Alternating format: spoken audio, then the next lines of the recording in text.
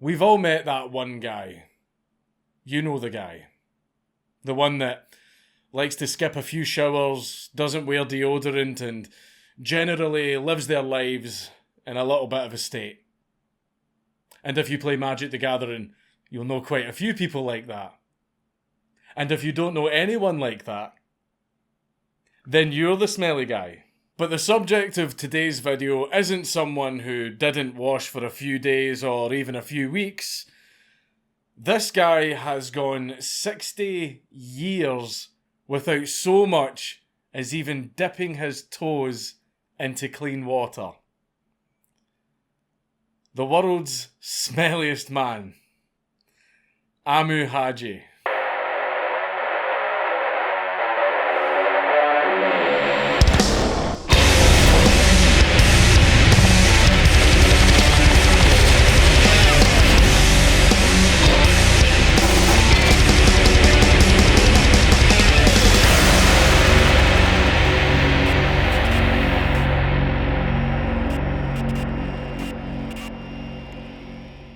But before we get started, this video was brought to you by Raycon.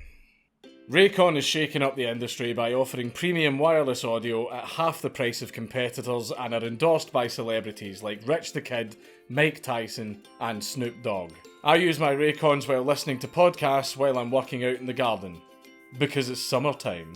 Raycon earbuds give you 6 hours of playtime, seamless Bluetooth pairing, more bass and a more compact design for a comfortable noise isolating fit. Raycons come in a range of fun colours and patterns, and there is a 45-day free return policy. So get yourself a pair of Raycons by clicking my link down below, buyraycon.com/Dankula to get 15% off your order. Amu was born around 1941 and lived in Iran in the village of Dejga, located in the Kermanshah province which bordered Iraq, so you know the good bit of the country. Some have speculated that Amu isn't even his real name, but a nickname in the Farsi language, roughly meaning kind man. Initially, Amu lived a completely normal life. He had friends, he had family, and he even managed to marry during his teenage years. However, many locals have reported that Amu had suffered what they describe as emotional setbacks during his childhood. This apparently left him in such a state that when his wife left him when he turned 20, it sent him completely over the edge. He vowed to live a nomadic life in the nearby desert plains, and he developed extreme hydrophobia. Amu would claim that being submerged in water would make him feel sick, and so he would therefore avoid bathing whenever he could. So from that point on, Amu would spend the rest of his days living in the wilderness, scavenging for food and sheltering himself the best he could during the cold nights. His preferred choice of accommodation was digging a massive hole in the ground and lying in it. Basically, he slept in an open grave. Amu would go on to explain that sleeping in the hole meant that he could keep in touch with the reality of life. The man might be crazy, but he's right. Though Amu never ventured into Dejga, some locals would frequently encounter him on walks in the village's outskirts and eventually began to take pity on him. One day, many of the townsfolk got together and built a brick shack for Amu. They hoped that by building the shack, Amu would maybe at least have some sort of comfortable sleep every night. Though Amu greatly appreciated this display of kindness from the local villagers, he eventually went back to sleeping in his hole, because he said he preferred it there. Though Amu never lived in a house or kept himself clean, surely he at least kept a good diet. I mean, you can't survive for 60 years in a literal wasteland without at least eating properly. Well, Amu had some peculiar tastes. Much like a vulture, Amu never actually hunted for food, but instead found already deceased animals, such as porcupines, hedgehogs, and whatever other dead animals he could find, and eat them. Sometimes the carcasses would already be rotting, but Amu would just eat them anyway. Ironically, though he had extreme hydrophobia, Amu always believed that drinking as much water as possible was good for your health. In fact, he would always strive to drink as much as 10 litres a day, which is nearly 5 times the amount recommended by most nutritionists. Fellas, remember and stay hydrated. Though going a fair bit overboard, at least this was one part of Amu's regime that could be considered as even remotely healthy. Yeah, you would think that, wouldn't you? Amu's main source of drinking water was from rainstorms, which isn't exactly the cleanest of water to begin with. But what made it all so much worse was that Amu never drank from a glass or a jug, or even his hands. He drank from an old rusted oil can. Maybe the trace amounts of oil and rust help wash down rotting carcasses a little easier. But a man cannot live on rotting animals alone. No. Everyone has a vice, whether it be drinking alcohol, eating junk food, or having a year-long 420 sesh. As the years went by, Amu became somewhat of a local attraction for many of the young people from the surrounding villages. And after having some fun catch-ups with Amu, the teens would very often give him cigarettes, which was about the only luxury that Amu allowed himself to enjoy. Despite having no money and cigarettes being such a rare treat for him, Amu wasted no time in smoking all of them. He'd often be seen lighting about 3 to 5 cigarettes at a time and smoking them all at once. I mean, I was a chain smoker for a really long time, but I've cut right back now because of the baby.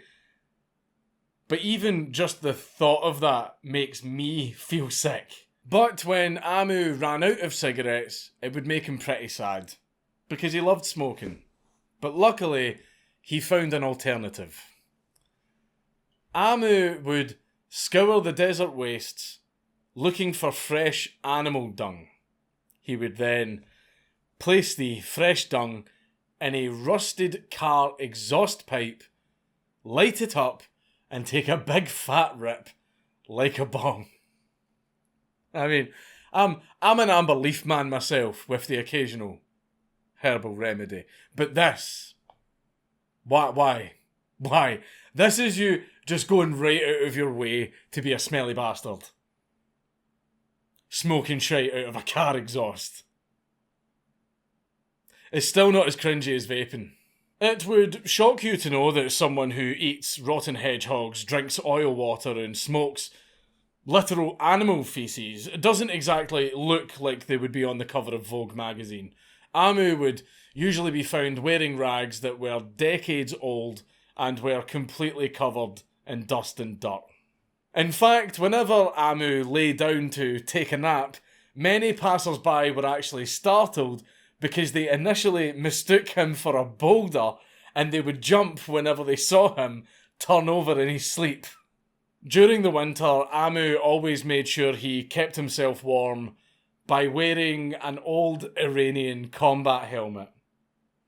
And given the history of Iran, I'm pretty sure that it was used for its intended purpose at one point. This isn't to say that Amu took absolutely no pride in his appearance though. He would often inspect his looks by using broken off wing mirrors from cars or simply using the wing mirrors of other people's cars whenever they were parked nearby. And I'm not trying to be mean here, but why bother? Why bother? Why even bother looking? You know that you look like a shite with teeth. If he ever thought that his hair or beard were becoming a bit too unkempt, he would trim them by lighting a stick on fire and singeing off the excess hair. Hair's getting a bit long. Better set my head on fire. Despite being a bit of a recluse, Amu was known to be very friendly to any visitors and passers-by who happened to encounter him. He would be very willing for journalists to interview him, and he also permitted visitors to take pictures and videos of him to show how he lived his everyday life. There was only one thing that would make Amu violently angry, however. If you ever questioned Amu as to why he never bathed, or if you ever told him that he should wash, he would throw a massive temper tantrum and then fall completely silent until you left. From all that we've heard so far, it's obvious that Amu is dealing with some very deep and untreated psychological issues.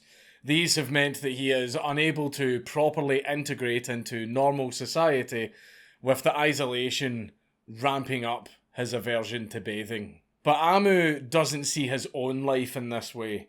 He believes that living the nomadic lifestyle has brought him freedom and happiness, as he no longer needs to concern himself with the worries associated with the material world. He also believes that covering himself in dirt has allowed him to survive to such a long age and without dealing with serious infections or diseases throughout his life. Maybe that's the thing, I don't know, I'm not a scientist.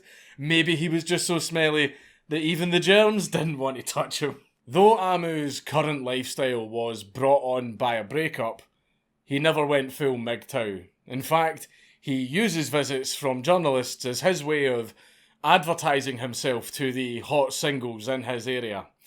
Mr. Haji's profile claims that he is a talented survivalist and is looking for someone to share his 2-bedroom hole with. So for any ladies watching, this absolute Chad is available. This stud of the mud. Can you imagine it? Just picture it. I hope none of you are lactose intolerant. Just weighted myself with my own joke. Though living as a hermit and nobody responding to his dating profile as of yet, Amu is never completely on his own. He still has friends and family from Dejga, and many of the villagers still visit regularly to check up on him.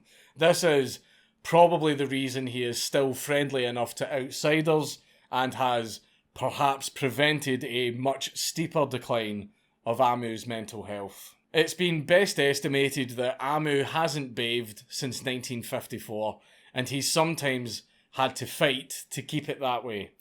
Apparently, groups of teenagers from nearby villages would always try to abduct Amu and force him to take a bath. However, he'd always manage to escape his captors and lock himself up in his shack until the coast was clear. And because of all of this, he is officially recognised as the world's smelliest man, refusing to bathe for 67 years. He beat a 35-year record formerly set by an Indian guru called Kailash Singh. He refused to bathe because he was told by some Indian priests that if he forewent bathing, his wife would eventually give him a son. However, after 3 decades of trying and his wife giving him 7 daughters, he gave it up and finally took a bath. What this proves is that women are smelly. Recent footage from this year indicates that Amu is still alive to this day, with no indication that he's cleaned up his act or changed his dining and smoking habits in any way. It's just very weird that in a time when everyone is fussing about hand sanitizer and face masks because of the thing that I'm not going to talk about because I don't want to get demonetized, you've got this 80-year-old guy that eats rotten animals and smokes literal shite without so much as a cough.